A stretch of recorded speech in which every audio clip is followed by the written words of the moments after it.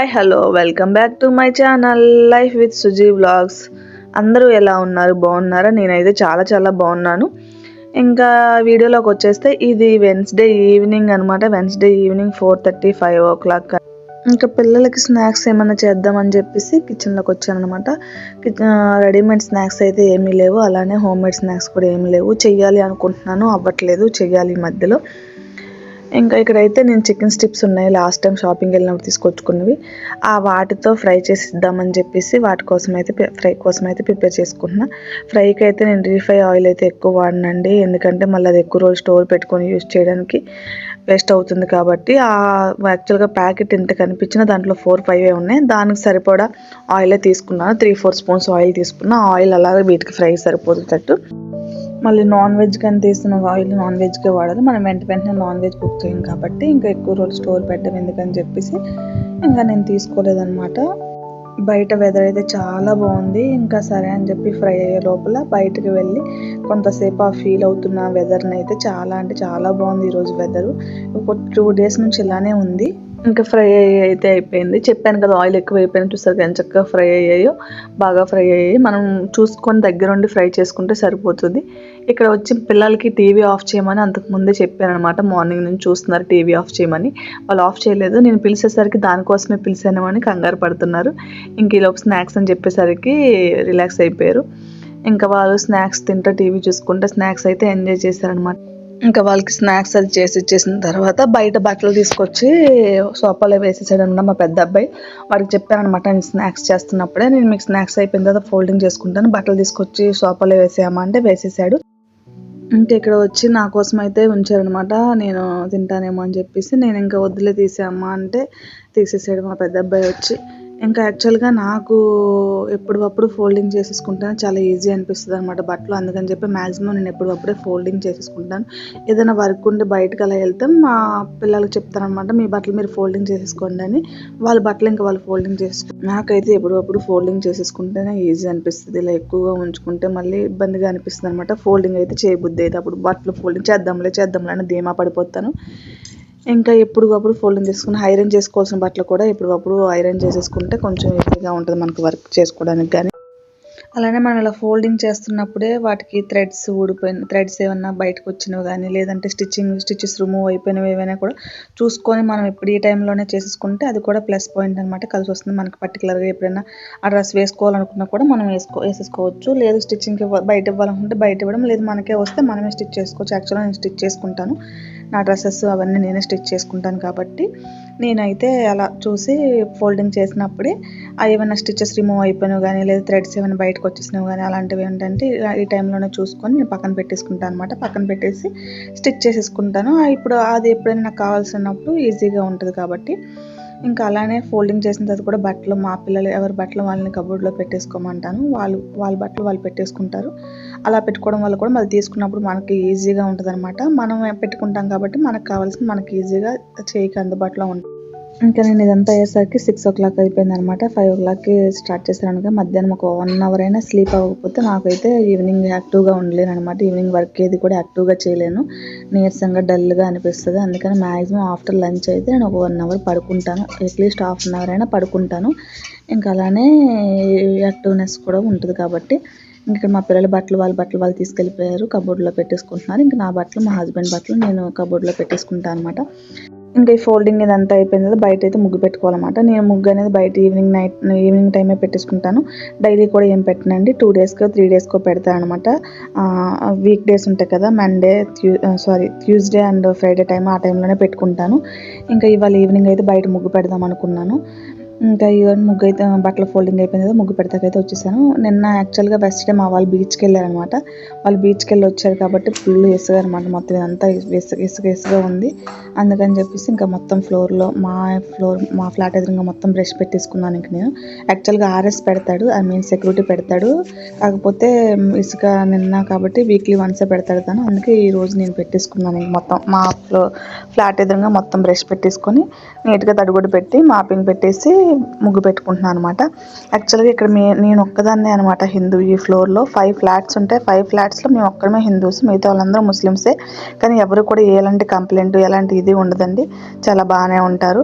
బయట కనిపిస్తే పలకరిస్తారు, బాగా మాట్లాడతారు. అంతేగాని పర్టికులర్గా ఏమొచ్చి పిలవడం మాట్లాడాలి అవేమి ఉండవు. మనం బయటకు వచ్చినప్పుడు వాళ్ళు బయటకు కానీ వస్తే హాయ్ చెప్తారనమాట, అంతే. కానీ ఇలా ముగ్గు పెడుతున్నారని కానీ, పసుపులు రాస్తున్నారని కానీ, బొట్లు పెడుతున్నారని కానీ అలాంటివి ఏవి కంప్లైంట్ చేయరు. ఇంతకు ముందు ఉన్న ఫ్లాట్లో ఏంటంటే మాకు అలా కంప్లైంట్స్ వచ్చేవి. అదే బిల్డింగ్లో మేము 7 ఇయర్స్ ఉన్నామండి. 7 ఇయర్స్లో స్టార్టింగ్లో వెళ్ళిన కొత్తలోనే ఒక్కసారి ముగ్గు పెట్టానమాట. అంతే. తర్వాత ఇంకా ఆర్ఎస్ వచ్చి పెట్టొద్దని చెప్పాడు. అప్పటి నుంచి ఇంకా పెట్టలేదు. కంప్లైంట్ ఇలా చెప్పారనమాట. అంటే పక్క ఫ్లాట్ వాళ్ళు కంప్లైంట్ ఇలా చెప్తే ఇంకా ఆర్ఎస్ మనకు వచ్చి చెప్తాడు కదా, అలా అనమాట. అలా చెప్పాడు. ఇంకా అప్పటి నుంచి అయితే నేను ఇంకా బిల్డింగ్లో 7 ఇయర్స్ ఉన్నా ఒకసారి కూడా ముగ్గు పెట్టుకోలేదు. పండగలప్పుడు మటుకు లోపల పెట్టుకునేదాన్ని, ఇంటి లోపల. ఇంక ఇక్కడ వచ్చి మా హస్బెండ్ కూడా వచ్చేసారు. వెజిటేబుల్స్ అలానే ఫిషెస్ తీసుకొచ్చారనమాట. వెజిటేబుల్ అయితే చాలా రేట్ పెరిగిపోయాయండి. ప్రైస్ చాలా ఎక్కువ పెరిగింది. అలానే చిల్లీ కూడా బాగా పెరిగింది. ఇంకా ఫిష్ కూడా తీసుకొచ్చారు కాబట్టి ఫిషెస్ అన్నిటిని నేను ఇక్కడ క్లీన్ చేసేసుకుంటున్నాను. క్లీన్ చేసేసుకొని ఫ్రిడ్జ్లో పెట్టుకుంటా. ఈరోజు అయితే కుక్ చేయను అనమాట. నైట్ కాబట్టి నైట్ డిన్నర్లోకి ఆల్రెడీ పాస్తా చేద్దామని ఫిక్స్ అయిపోయాను. అందుకని చెప్పేసి ఇంకా నేను ఫిష్ క్లీన్ చేసేసి డీప్ ఫ్రిడ్జ్లో పెట్టేసుకుంటాను.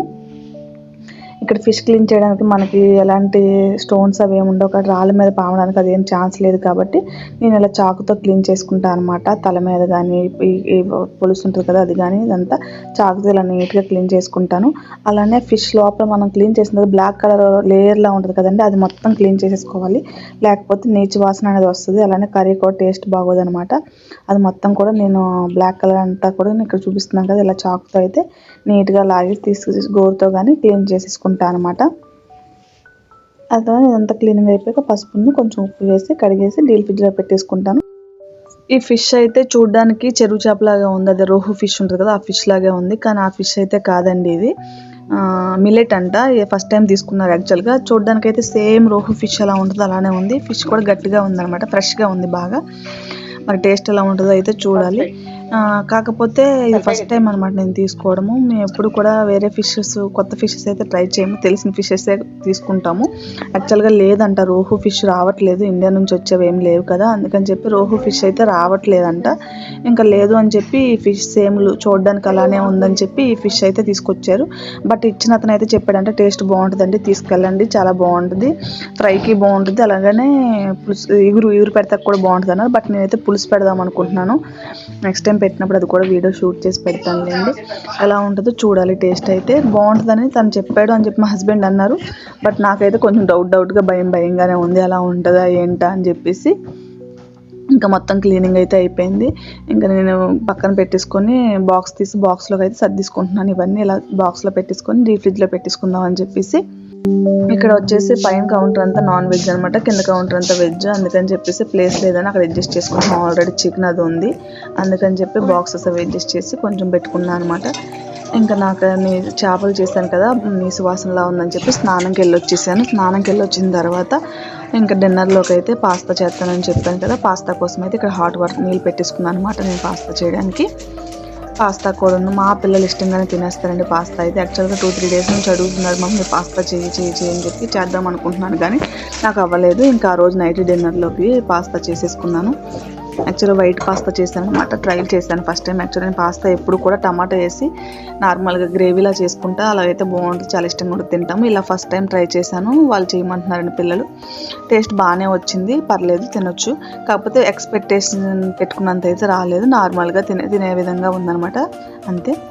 ఇక్కడైతే సాల్ట్ ప్యాకెట్ ఓపెన్ చేసుకుంటున్నాను అనమాట నేను. సాల్ట్ వేసి యాక్చువల్గా ఈ సాల్ట్ వేసిన బౌల్ అయితే పగిలిపోయింది ఫ్రెండ్స్. ఇది వేసిన తర్వాత మూత సరిగ్గా తర్వాత అనమాట, అంటే ఈరోజు కదా నెక్స్ట్ డే మూత సరిగ్గా పెట్టలేదని చెప్పి గట్టిగా నొక్కాను, ఫోర్స్ చేసేపట్టుగా సాల్ట్ అయితే పగిలిపోయింది.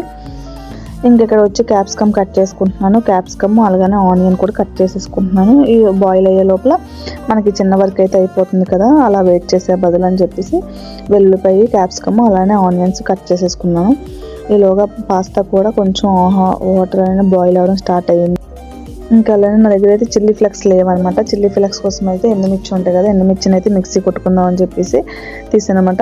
యాక్చువల్గా ఇది యూట్యూబ్లో చూస్తున్న రెసిపీ, యూట్యూబ్ ట్రైల్ అనమాట, అందుకని చెప్పి మేబీ కరెక్ట్గా చేసి ఉండలేదేమో నేను అనుకుంటున్నాను. అంటే కొన్ని సాసెస్ కొన్ని దగ్గర లేవు, ఉన్న వీటితోటే వాళ్ళు చెప్పినవి కొన్ని సాసెస్ నా దగ్గర లేవన్నమాట, ఉన్న వీటితో చెప్పినట్టుగా చేసేసుకున్నాను. ఇంక నేను బట్ పర్లేదు, తినొచ్చు. కాకపోతే నేను ఎక్స్పెక్ట్ చేసినంత టేస్ట్ అయితే రాలేదు.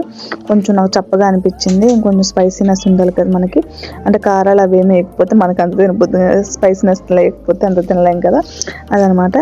ఇంకా పాస్తా అయితే నాకు ఉడికిపోయింది. ఇంకా ఈ పక్కన అయితే క్యాప్సికమ్కి అట్లకి నేను ఫ్రై చేయడానికి అయితే మూకుడు పెట్టేసుకున్నాను. ఇంకా ఆయిల్ వేసేసుకొని వాటిని కూడా ఫ్రై చేసేసుకొని ఒక పక్క తీసేసుకున్నాక దీంట్లోనే మైదాది పేస్ట్ కూడా తయారు చేసుకోవాలన్నమాట. పాలతో చేశారు.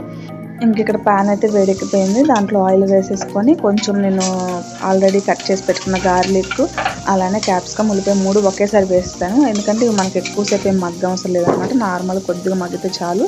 అలానే కొంచెం కార్న్ ఉంది, నాకు ఫ్రోజన్ కార్న్ ఉందనమాట. అది కూడా యాడ్ చేసేసుకొని సాల్ట్ వేసి కొంతసేపు మగ్గబెట్టాను. అలానే బ్లాక్ పెప్పర్ కూడా వేసుకున్నాను. బ్లాక్ పెప్పర్ పౌడర్ వేసుకున్నాను అనమాట. అది కొంచెం చిల్లీ ఫ్లేక్స్ ఆల్రెడీ మిక్సీ కొట్టి పక్కన పెట్టుకున్నాం కదా, అది కూడా యాడ్ చేసుకొని అవి కొద్దిగా వేగిన తర్వాత పక్కనే పెట్టుకున్న పాస్తాను కూడా యాడ్ చేసేసాను. పాస్తా వాటర్లోంచి అయితే తీయలేదు, ఎందుకంటే వాటర్లోంచి తీస్తే నాకు అది అంటుకుపోతుంది అని చెప్పేసి తీయలేదు. మళ్ళీ ఆయిల్ అంతా వేయాలి ఎందుకని చెప్పి దాంట్లోనే హాట్ వాటర్లోనే అలా ఉంచేసాను. నేను మొత్తం పాస్తా అయితే వాడలేదు, కొంచెం ఎక్కువ వచ్చిందని చెప్పి కొద్దిగా పాస్తా అయితే ఉంచేసాను. ఇలా ఒక 2 టేబుల్ స్పూన్స్ బటర్ వేసుకొని, ఆ బటర్లో కొద్దిగా మైదాపిండి, ఒక 2 స్పూన్ మైదాపిండి కూడా యాడ్ చేసుకొని పాలు వేస్తూ మనం కొంచెం కలుపుకొని తర్వాత చీజ్ యాడ్ చేసుకున్నాను అనమాట. చీజ్ కూడా యాడ్ చేసుకొని అదంతా కరిగే వరకు కొంచెం చిక్కబడే వరకు కలుపుకున్నా. నా కోసం అయితే కొంచెం కారపొడి వేసాను, బట్ ఎక్కువైతే వేయలేదు. ఇంకొంచెం వేసిన టేస్ట్ బాగుండేదేమో, స్పైసీనెస్ తెలిసేదేమో, కొంచెం వేసాను అనమాట కారం అయితే. అలానే బ్లాక్ పెప్పర్, సాల్ట్ వేసుకొని కలిపేసుకున్నాక అది దగ్గర పడుతున్నప్పుడే ఈ పాస్తా కూడా యాడ్ చేసేసాను అనమాట. ఇలా యాడ్ చేసి ఒక 10 మినిట్స్ మనం కొంచెం దగ్గరికి అయ్యేటట్టు పెట్టుకుంటే సరిపోతుంది. తినొచ్చు, ఒకసారి అయితే ట్రై చేయొచ్చు. బట్ నాకైతే స్పైసీనెస్ నచ్చలేదు, స్పైసీ సరిపోగా లేదనమాట. అందువల్ల నాకు నచ్చలేదు, అంతగా ఏమనిపించలేదు. వావ్ అనేటట్టు అయితే ఏమనిపించలేదు. జస్ట్ ఒకసారి అయితే తినొచ్చు, నార్మల్గా ట్రై చేసి అయితే తినొచ్చు అనిపించింది అంతే. ఇంకా ఈ వీడియోని అయితే ఇంతటితో ఎండ్ చేసేస్తున్నాను ఫ్రెండ్స్. మళ్ళీ నెక్స్ట్ వీడియోలో కలుద్దాం. Thank you for watching my video.